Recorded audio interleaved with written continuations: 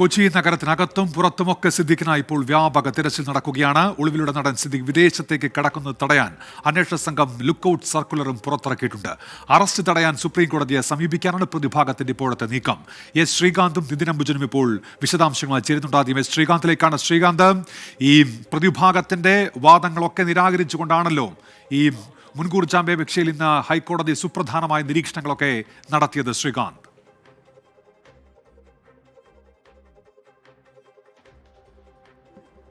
ഈ ഹൈക്കോടതിയുടെ ഇന്നത്തെ വിധിയെ നമുക്ക് 3 തരത്തിലായി കാണാം. ഒന്നാമത്തേത് ഈ പ്രതിക്കെതിരായ കണ്ടെത്തലുകളാണ്. ഒന്ന്, പ്രതി പ്രഥമദൃഷ്ട്യാ കുറ്റക്കാരനാണെന്ന് വ്യക്തമാകുന്നു എന്നാണ് കോടതി പറഞ്ഞത്. 2, സാഹചര്യ തെളിവുകൾ പ്രതിക്ക് എതിരാണ്. ഒപ്പം തന്നെ പ്രതിക്കെതിരായി ധാരാളം മൊഴികളും രേഖകളും കിട്ടിയിട്ടുണ്ട് എന്ന് കോടതി പറയുകയും ചെയ്തു. ഇനി ഈ പ്രതിയെ മുൻകൂർ ജാമ്യം നൽകി വിട്ടാൽ സാക്ഷികളെ സ്വാധീനിക്കാനും തെളിവുകൾ നശിപ്പിക്കാനും സാധ്യതയുണ്ട്. കസ്റ്റഡിയിൽ ചോദ്യം ചെയ്യണം സിദ്ദിഖിനെ, ഒപ്പം വൈദ്യപരിശോധനയ്ക്കും വിധേയമാക്കണം. ഇതാണ് കോടതിയുടെ പ്രധാനപ്പെട്ട നിരീക്ഷണങ്ങൾ. പിന്നാലെ മുൻകൂർ ജാമ്യ ഹർജി തള്ളുകയും ചെയ്തു. ഇനി സർക്കാരിന് നേരെ കോടതി നടത്തിയ വിമർശനങ്ങളാണ്.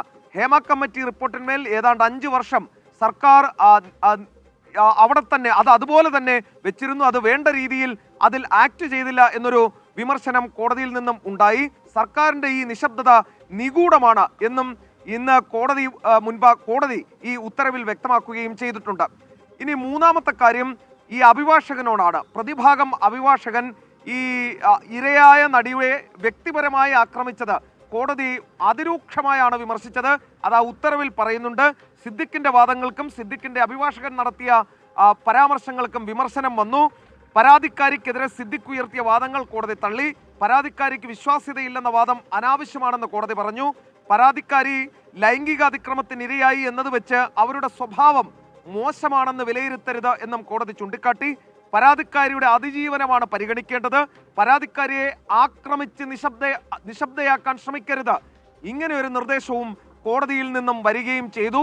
അതായത് സമ്പൂർണമായി കോടതി ഇതിന്റെ മെറിറ്റിലേക്ക് കടന്നിരിക്കുന്നു. ഈ കേസിന്റെ മുൻകൂർ ജാമ്യാപേക്ഷയ്ക്കപ്പുറം കേസിന്റെ മെറിറ്റിൽ കടന്നു. ഹേമ കമ്മിറ്റി റിപ്പോർട്ടിനെയും പരാമർശിച്ചു. ഇത് വിപുലമായി തന്നെ പരിഗണിച്ച കേസാണ്. ഇനി ഈ ഓർഡറും കൊണ്ട് സിദ്ദിഖ് സുപ്രീം കോടതിയിലേക്ക് മുൻകൂർ ജാമ്യാപേക്ഷ അപ്പീൽ നൽകാൻ പോവുകയാണ്. എത്രത്തോളം വിജയിക്കുമെന്ന് കാത്തിരുന്ന് കാണാം. ശ്രീകാന്ത് തുടരുക. സിനാ മുഹമ്മദ് പറയുന്നുണ്ട്, കുറ്റം ചെയ്തെന്ന് ബോധ്യപ്പെട്ടാൽ എത്ര കാലം കഴിഞ്ഞാലും ശിക്ഷ അനുഭവിക്കണം എന്നാണ് പറയുന്നത്. നിതിൻ അംബുജൻ കൂടി ചേരുന്നുണ്ട്. നിതിൻ, ഈ അന്വേഷണ സംഘത്തിന്റെ നീക്കങ്ങൾ ഇപ്പോൾ എങ്ങനെയാണ്? സിദ്ദിഖ് എവിടെയുണ്ട് എന്ന് ലൊക്കേറ്റ് ചെയ്യാൻ കഴിഞ്ഞിട്ടുണ്ടോ ഇപ്പോൾ അന്വേഷണ സംഘത്തിന്? നിതിൻ, സിദ്ദിഖ് സുപ്രീം കോടതിയിലേക്ക് നീങ്ങുമെങ്കിലും അതിനു മുൻപായി തന്നെ അറസ്റ്റ് നടപടിയിലേക്ക് കടക്കാനാണ് അന്വേഷണ സംഘത്തിന്റെ തീരുമാനം. അതുപ്രകാരമുള്ള അന്വേഷണമാണ് നിലവിൽ കൊച്ചി കേന്ദ്രീകരിച്ച് നടക്കുന്നത്. ഇന്ന് രാവിലെ മുതൽ തന്നെ അന്വേഷണ സംഘം അതുമായി ബന്ധപ്പെട്ട നീക്കങ്ങൾ ആരംഭിച്ചിരുന്നു. ഇന്നലെ സിദ്ദിഖ് പടമുകളിലെ വീട്ടിലുണ്ടായിരുന്നു എന്നാണ് അന്വേഷണ സംഘത്തിന് വിവരങ്ങൾ ലഭിച്ചിരിക്കുന്നത്. അതോടൊപ്പം തന്നെ ആലുവ കുട്ടമശ്ശേരിയിലെ വീട്ടിലും സിദ്ദിഖ് കഴിഞ്ഞ ദിവസങ്ങളിൽ പോയിരുന്നു. ഈ ഒരു സാഹചര്യത്തിൽ ഇന്ന് രാവിലെ മുതൽ തന്നെ പടമുകളിലെ വീട്ടിലും അതോടൊപ്പം തന്നെ കുട്ടമശ്ശേരിയിലെ വീട്ടിലും പോലീസ് അന്വേഷിച്ചിരുന്നു. പക്ഷേ സിദ്ദിഖ് അവിടെ ഇല്ല എന്നാണ് അറിയാൻ സാധിക്കുന്നത്. അതുകൊണ്ട് തന്നെ കൊച്ചി കേന്ദ്രീകരിച്ചുള്ള അന്വേഷണം ഇപ്പോൾ പോലീസ് ഊർജിതമാക്കിയിട്ടുണ്ട്. നഗരം കേന്ദ്രീകരിച്ചും കൊച്ചി റൂറൽ കേന്ദ്രീകരിച്ചും 2 സംഘങ്ങളായിട്ടുള്ള അന്വേഷണമാണ് ഇപ്പോൾ മുന്നോട്ട് പോകുന്നത്. നെടുമ്പാശ്ശേരി വിമാനത്താവള പരിസരത്തുള്ള ഹോട്ടലുകളിലും പോലീസ് അന്വേഷിക്കുന്നുണ്ട്. കാരണം സിദ്ദിഖിന്റെ സുഹൃത്ത് വലയത്തിലുള്ള ഹോട്ടലുകളെല്ലാം തന്നെ നെടുമ്പാശ്ശേരി വിമാനത്താവള പരിസരത്തുണ്ട്. അതുകൊണ്ട് തന്നെ സിദ്ദിഖ് കഴിഞ്ഞ ദിവസങ്ങളിൽ പോയതും സിദ്ദിഖ് പോകാൻ സാധ്യതയുള്ള ഇടങ്ങളിലെല്ലാം തന്നെ പോലീസ് ഇപ്പോൾ അന്വേഷിച്ചു വരികയാണ്. കൊച്ചി നഗരത്തിലെ ഹോട്ടലുകൾ കേന്ദ്രീകരിച്ച് ഇപ്പോൾ ഇത്തരത്തിലൊരു അന്വേഷണം മുന്നോട്ട് പോകുന്നുണ്ട്. എന്തായാലും സുപ്രീം കോടതിയിലേക്ക് സിദ്ദിഖ് പോയെങ്കിലും അതിന് മുന്നോടിയായി തന്നെ അറസ്റ്റ് എന്ന നടപടിയിലേക്ക് കടക്കാൻ തന്നെയാണ് തീരുമാനം. കഴിഞ്ഞ ദിവസങ്ങളിൽ തന്നെ വ്യക്തമായിരുന്നു സിദ്ദിഖിനെതിരെയുള്ള തെളിവുകൾ ശക്തമാണ്, സിദ്ദിഖിന് കുരുക്ക് മുറുകുന്നു എന്ന ചില സൂചനകൾ ലഭിച്ചിരുന്നു. ആ ഒരു സാഹചര്യത്തിൽ എന്തായാലും സിദ്ദിഖിനെ ഇപ്പോൾ ഹൈക്കോടതിയിൽ നിന്നും മുൻകൂർ ജാമ്യം തള്ളിയൊരു സാഹചര്യത്തിൽ എന്തായാലും അറസ്റ്റ് എന്ന നടപടിയിൽ തന്നെയാണ് പോകുന്നത്. പക്ഷേ സിദ്ദിഖിന്റെ ഫോണ് സ്വിച്ച് ഓഫ് ആണ്. 2 ഫോണുകളും സ്വിച്ച് ഓഫ് ആണ്. അതുകൊണ്ട് തന്നെ ഈ നഗരം കേന്ദ്രീകരിച്ചുള്ള അന്വേഷണത്തിലൂടെ മുന്നോട്ട് പോകുന്നു. അതോടൊപ്പം സിദ്ദിഖുമായി ബന്ധമുള്ള ആളുകളെല്ലാം തന്നെ പോലീസ് നിരീക്ഷിച്ചു വരുന്നുണ്ട്. എന്തായാലും വൈകാതെ ഒരു അറസ്റ്റ് ഉണ്ടാകുമെന്ന സൂചനകൾ തന്നെയാണ് അന്വേഷണ സംഘം നൽകുന്നത്. അത് പ്രകാരമുള്ള അന്വേഷണമാണ് ഇപ്പോൾ മുന്നോട്ട് പോകുന്നത്. ഇന്ന് രാവിലെ കുട്ടമശ്ശേരിയിലെ വീട്ടിൽ അന്വേഷിച്ചപ്പോൾ നാട്ടുകാരിൽ നൽകിയ വിവരം കഴിഞ്ഞ ദിവസങ്ങളിലൊക്കെ തന്നെ സിദ്ദിഖ് അവിടെ വന്ന് പോയിരുന്നു എന്നാണ്. സിദ്ദിഖ് ഇടയ്ക്കിടെ പോകുന്ന വീടാണ്, സ്ഥിരമായി താമസിക്കുന്ന വീടല്ല കുട്ടമശ്ശേരിയിൽ. അതുകൊണ്ട് തന്നെ സിദ്ദിഖിന്റെ അവിടെ ഉണ്ടാകാനുള്ള സാധ്യതയും പോലീസ് ഇപ്പോൾ എന്തായാലും അന്വേഷിച്ചു വരുന്നുണ്ട്. സിദ്ദിഖ് ഉപയോഗിച്ചിരുന്ന വാഹനം കുട്ടമശ്ശേരിയിലെ വീട്ടിലാണുള്ളത്. ആ ഒരു സാഹചര്യത്തിൽ സിദ്ദിഖ് കഴിഞ്ഞ ദിവസങ്ങൾ അവിടെ ഉണ്ടായിരുന്നു എന്ന വിവരം തന്നെയാണ് പോലീസ് ലഭിച്ചിരിക്കുന്നത്. അതുകൊണ്ട് തന്നെ പടമുകളിലെ വീടും കൂടാതെ കുട്ടമശ്ശേരിയിലെ വീടുമാണ് പോലീസ് ആദ്യഘട്ടത്തിൽ അന്വേഷണം നടന്നത്. പിന്നീട് കൊച്ചിയിലെ ചില ഹോട്ടലുകൾ കേന്ദ്രീകരിച്ചുള്ള അന്വേഷണമാണ് നടന്നു വന്നത്. പക്ഷേ ഇതുവരെ കൃത്യമായ ഒരു വ്യക്തത സിദ്ദിഖ് എവിടെയുണ്ടെന്ന കാര്യത്തിൽ പോലീസിന് ലഭ്യമായിട്ടില്ല. അതുകൊണ്ട് തന്നെ നഗരം കേന്ദ്രീകരിച്ച അന്വേഷണമായി ഇപ്പോൾ മുന്നോട്ട് പോകുന്നു. വൈകാതെ ഒരു അറസ്റ്റ് ഉണ്ടാകുമെന്ന വിവരം തന്നെയാണ് അന്വേഷണ സംഘം പങ്കുവയ്ക്കുന്നത്. ഉന്മേഷ്. നിതിൻ തുടരുക. എസ് ശ്രീകാന്ത് വീണ്ടും ചേരുന്നുണ്ട്. ഇപ്പോൾ ഇതുമായി ബന്ധപ്പെട്ട് പ്രേക്ഷക പ്രതികരണങ്ങൾ കൂടി വരുന്നുണ്ട്. പരാതി കൊടുക്കാനുള്ള കാലതാമസത്തിലല്ല കാര്യം, കുറ്റം ചെയ്തിട്ടുണ്ടെങ്കിൽ അവർ ശിക്ഷിക്കപ്പെടണം എന്നതിലടക്കമുള്ള പ്രതികരണങ്ങൾ വരുന്നു. റീന സതീഷിന്റെ പ്രതികരണമാണ്. ശ്രീകാന്തെയും കോടതിയും വ്യക്തമാക്കിയതാണല്ലോ ഈ പരാതി നൽകാനുള്ള കാലതാമസം ചൂണ്ടിക്കാണിച്ചായിരുന്നുവല്ലോ ഈ പ്രതിഭാഗത്തിന്റെ വാദങ്ങളൊക്കെ. അത് പൂർണ്ണമായി തള്ളുകയാണല്ലോ ഇന്ന് കോടതി ചെയ്തത്, അല്ലേ?